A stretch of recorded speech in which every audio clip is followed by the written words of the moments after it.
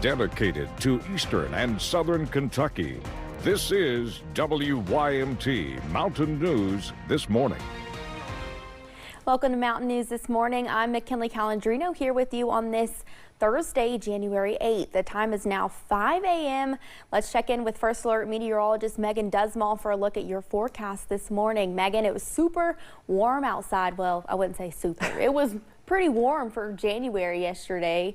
What can we expect for the rest of the week? Well, we're going to continue that warm trend, but I think the main focus as we're heading into the next couple hours will be rain and storms. Now, that doesn't start today. This morning is very cloudy, but it will be starting as we're heading into the overnight hours tonight and into Friday and Saturday. Just something to put onto your radar. We are looking at some dense fog for our far northern counties, and in Wayne County, West Virginia, we are looking at a fog advisory, so keep that in mind as you are heading out the door. Now, in terms of those temperatures, though, it is a little bit of a chillier morning compared to yesterday. I know yesterday we saw a lot of those 50s out and about this time.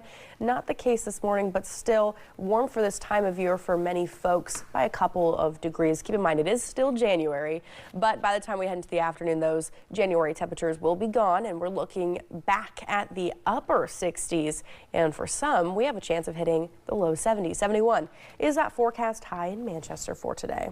McKinley. Thank you, Megan. This morning, growing questions after a federal immigration agent shot and killed a woman in Minneapolis yesterday. Eyewitness video shows ICE agents surround an SUV. One tries to open the driver's side door. The driver, identified as 37-year-old Renee Good, begins to pull away.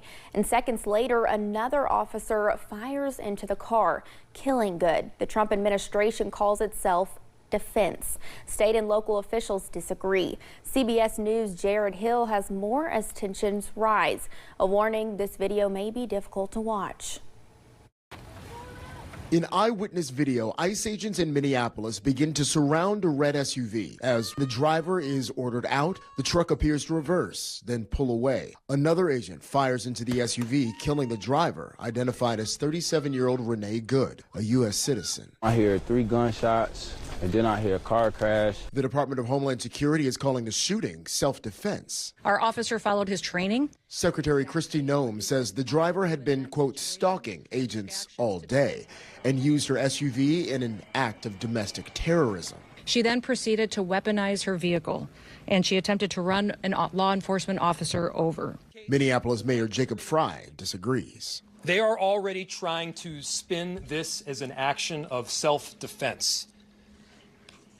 Having seen the video of myself, I want to tell everybody directly, that is bull. As some held a vigil to honor Renee Good, protests broke out in Minneapolis and beyond. White House border czar Tom Homan told CBS News he's waiting to see the results of the FBI's probe into the shooting. Let the investigation play out and hold people accountable based on the investigation. As state and local leaders amplify calls for ICE to leave Minneapolis, DHS says their operation will continue. Jared Hill, CBS News. The ICE agent who shot Good has not yet been identified. DHS Secretary Kristi Noem says the agent was taken to the hospital for treatment and then released. The son of filmmaker Rob Reiner had his arraignment postponed again. Nick Reiner was charged with 2 counts of first-degree murder after Michael and his wife, Michelle, were found stabbed to death in their home last month. Reiner's attorney, Alan Jackson, withdrew from the case. The arraignment was rescheduled for February 23rd. If convicted, Reiner could face a maximum sentence of life in prison without the possibility of parole or the death penalty. Back here in Kentucky, 1 person is dead after an officer-involved shooting in Nelson County. A spokesperson with state police says the Nelson County Sheriff's Office was caught up in a shooting that took place at a Shell gas station in Bardstown. No other details about the shooting have been provided so far. And yesterday afternoon, Dr. Stephen Stack, the Secretary for the Kentucky Cabinet for Health and Family Services, weighed in on new vaccine recommendations for the U.S. Department of Health and Human Services. The new federal guidelines recommend fewer vaccinations for American children. Among the vaccinations no longer recommended are those for hepatitis A and B, along with the flu. The HPV vaccine recommendation dropped from 2 doses to 1.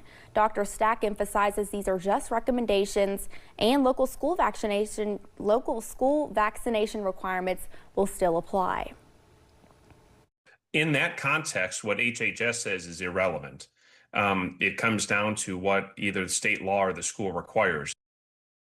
Last month, a Kentucky child died from the flu. Dr. Stack says last year 288 children died across the U.S. from the virus, and 90% were not vaccinated. President Trump says he plans to ban large investors from buying up more single-family homes. In a social media post, Trump stated he is taking steps to ban large institutional investors from buying up single-family properties and is calling on Congress to codify it.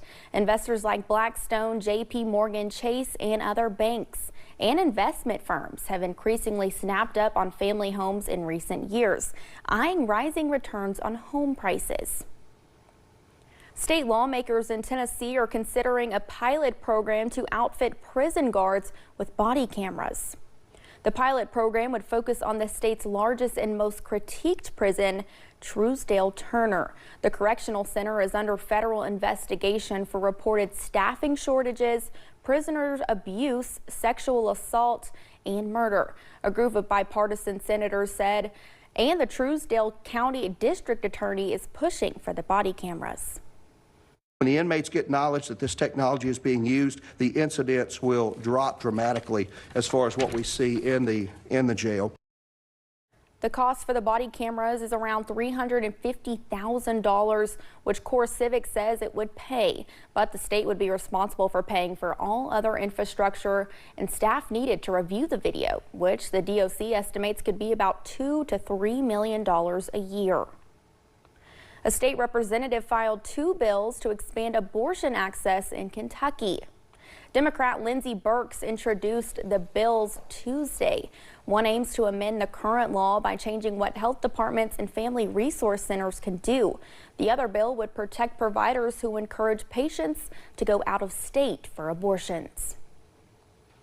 And yesterday, Daniel Cameron officially filed to run for Mitch McConnell's position. McConnell announced he plans to retire at the end of 2026. Cameron was the state's AG from 2019 to 2024. He was also the Republican nominee in the 2023 Kentucky gubernatorial election, losing to Democrat incumbent Andy Beshear. Cameron says he plans to visit all 120 counties in Kentucky to campaign. One of the topics he is pushing for is the country to secure the southern border. We need to make sure that regardless of who is in the White House, that we secure that southern border, because securing that southern border means poison doesn't make its way into Kentucky and harms our people. Cameron faces competition in the Republican primary from U.S. Representative Andy Barr and businessman Nate Morris, among others. Democrat Amy McGrath officially filed to run for U.S. Senate, making her second attempt at the seat. Other notable names on the Democratic side are Charles Booker and Pamela Stevenson. Thanks for getting your day started with us here on Mountain News this morning. Coming up, the Health Department and Human Services issued new federal dietary guidelines. We'll break those down. And I'm talking chances for strong to severe storms heading into the weekend.